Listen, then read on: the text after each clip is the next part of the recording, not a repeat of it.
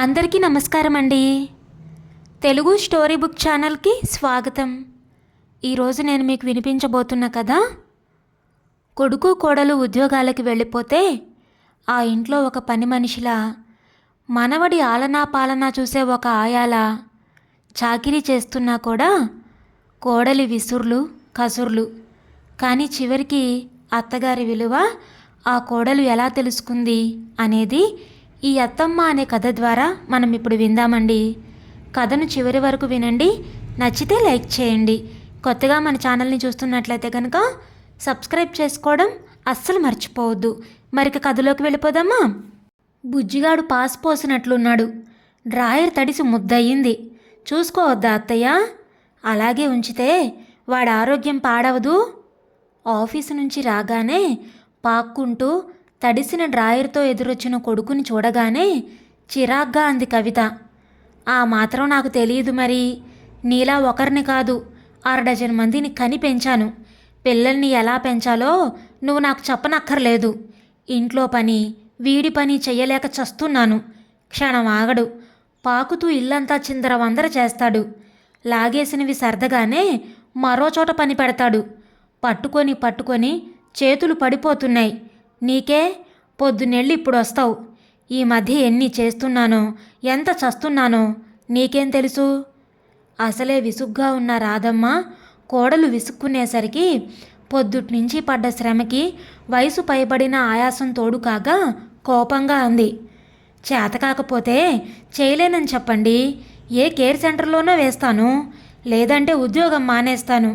నేనేదో అక్కడ ఆటలాడుకోవడానికి వెళ్ళినట్లు మాట్లాడతారే అన్నది కవిత. లేదు, నేనే ఆటలాడుకుంటున్నాను. కేర్ సెంటర్లో వేస్తుందట, వెయ్యి. అప్పుడు కానీ తెలిసిరాదు. ఉద్యోగం మానేస్తానని నన్ను బెదిరించడం ఎందుకు? తెచ్చి నాకేమైనా ఇస్తున్నావా అన్నది రాధమ్మ.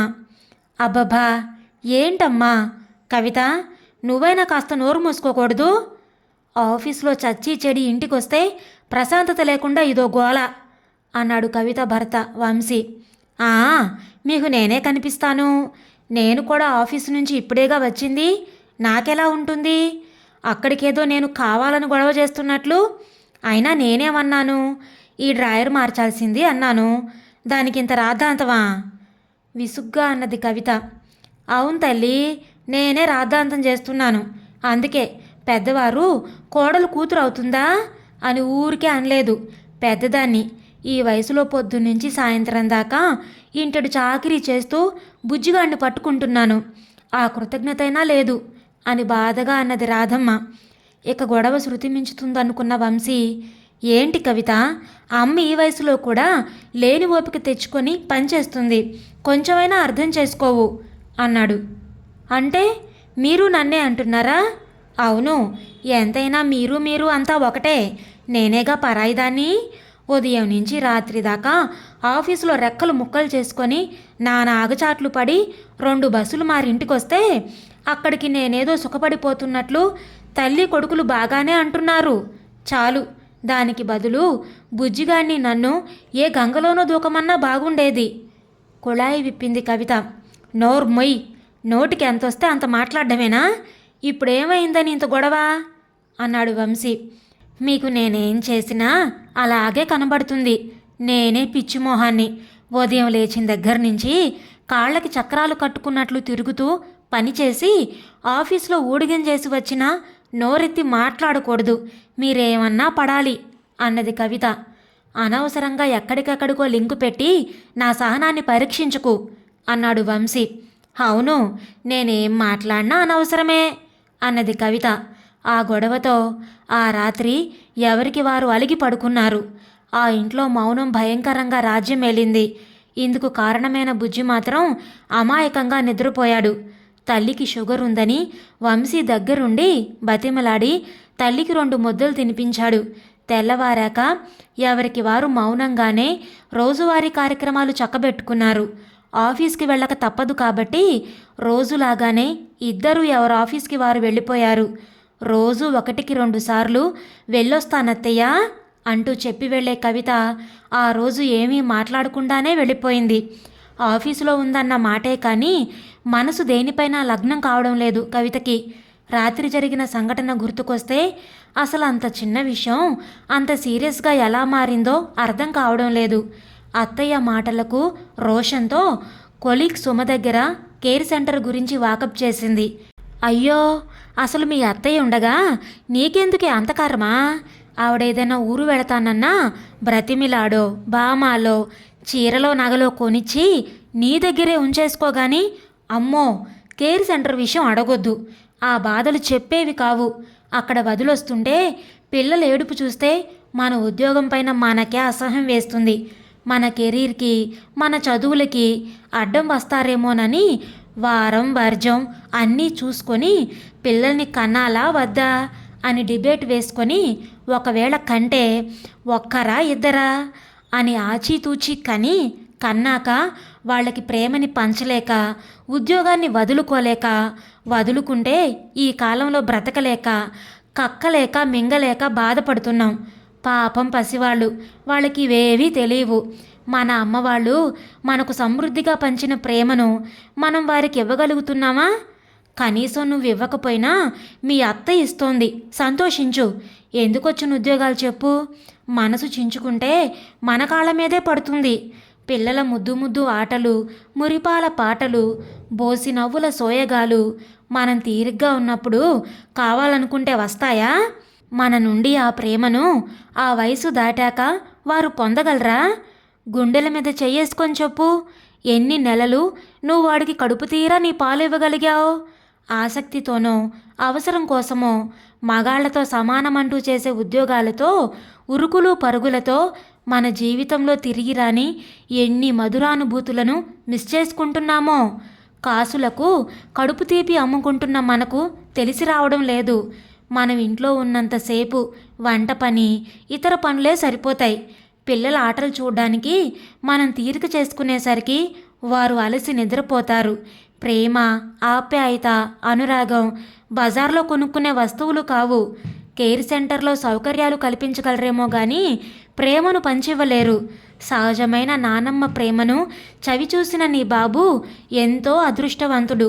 తల్లి తర్వాత మళ్ళీ అంత ప్రేమ వాళ్ళ దగ్గరే దొరుకుతుంది. అనవసరంగా నువ్వు ఇబ్బంది పడి వాడిని ఇబ్బంది పెట్టకు అంటూ మెత్తగా ముట్టుతూనే ఆవేదన వెళ్ళగక్కింది. ఓ కన్నతల్లి బాధ అలా మాటల రూపంలో సుమ నోటి నుండి బయటకొస్తూ ఉంటే నిజంగానే కన్నీళ్ల పర్యంతమైంది కవిత. భేషజాలని పక్కకి పెడితే తను తన అత్తయ్యతో అన్న మాటలు తనకే తప్పుగా అనిపించాయి. పాపం, తన తల్లి బతికి ఉంటే ఇంతే వయసు ఉండేది. అప్పటికే అమ్మకు ఎన్ని రోగాలు, అసలు అన్నయ్య పిల్లల్ని చూడ్డానికి ఓపిక లేకపోయేది. మరి అత్తయ్య కూడా తన తల్లి లాంటిదే. ఆ వయసులో ఆమెకి ఉండే ఆరోగ్య సమస్యలతో పరిగెత్తినట్లుగా పనులు చేయడం ఎలా సాధ్యం? ఉన్న చోట ఉండకుండా ఇల్లంతా పాకుతూ అన్నీ చిందరవందర చేసే బాబును రోజంతా పట్టుకోవడం కష్టమే. అయినా అన్నీ చేస్తుంది.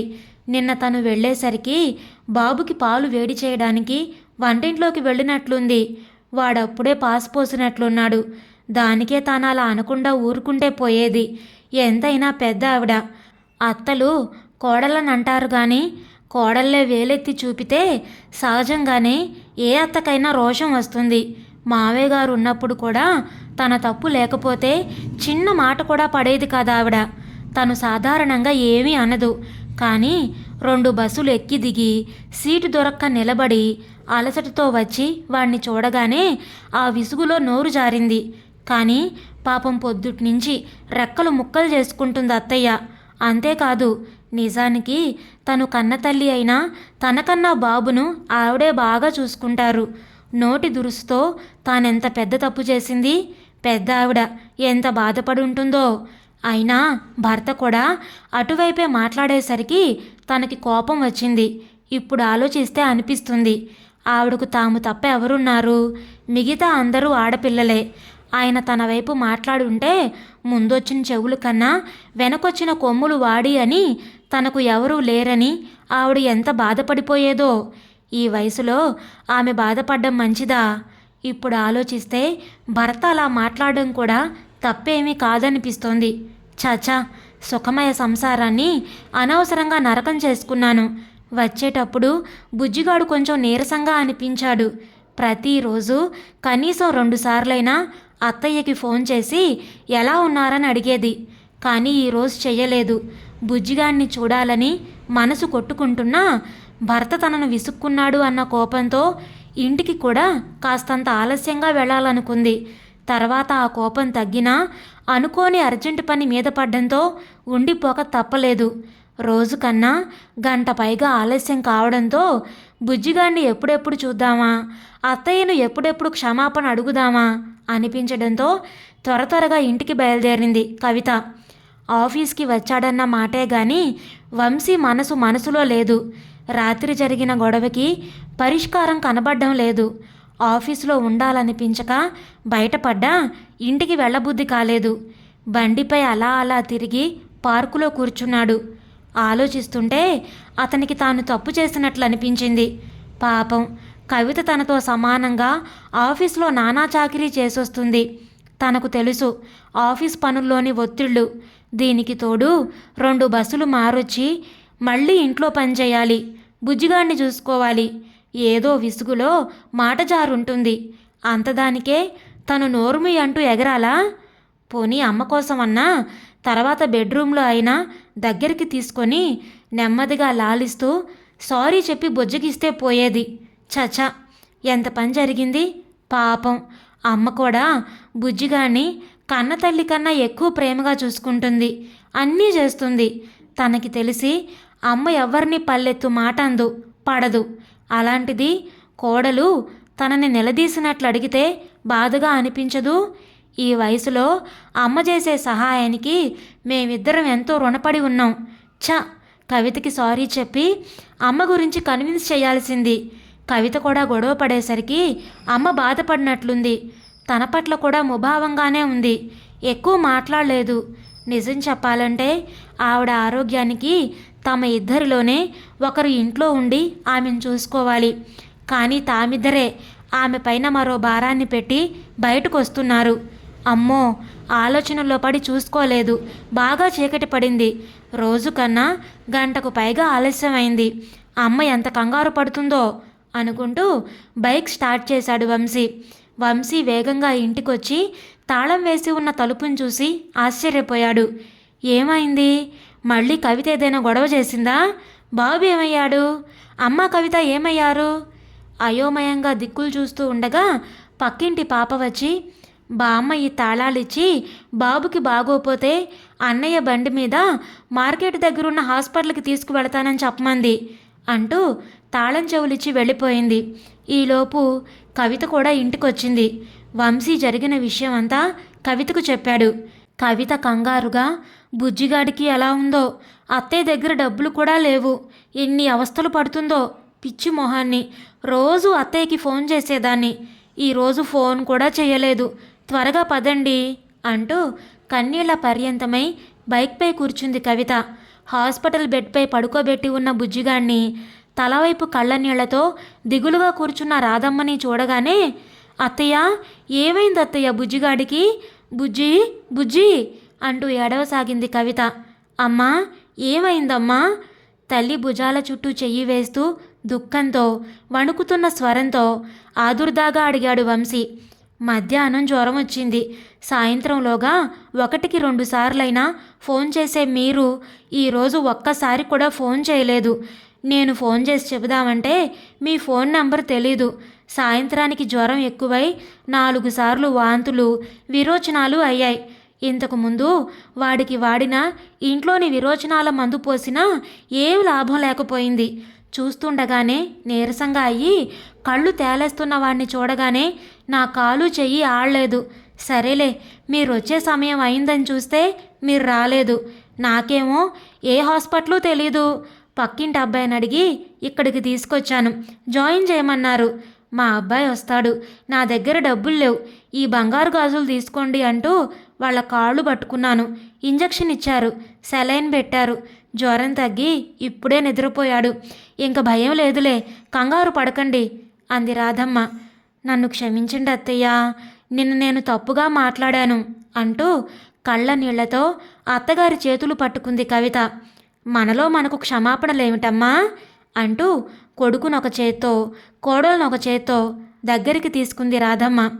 అప్పుడే మెలకువలోకి వచ్చిన బుజ్జి నా వల్ల జరిగిన గొడవకు ముగింపు నేనే పలికానన్నట్లు బోసి నవ్వులు చిందించాడు. ఒకేసారి తల్లి, తండ్రి, నానమ్మ కనబడ్డ ఆనందంలో. ఇదండి ఈరోజు కథ. మీకు నచ్చిందా? నచ్చితే లైక్ చేయండి, షేర్ చేయండి. అలాగే మీ విలువైన అభిప్రాయాలను కామెంట్స్లో తప్పకుండా తెలియచేయండి.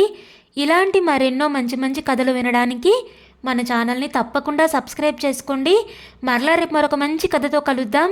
అప్పటి వరకు ఉంటానండి.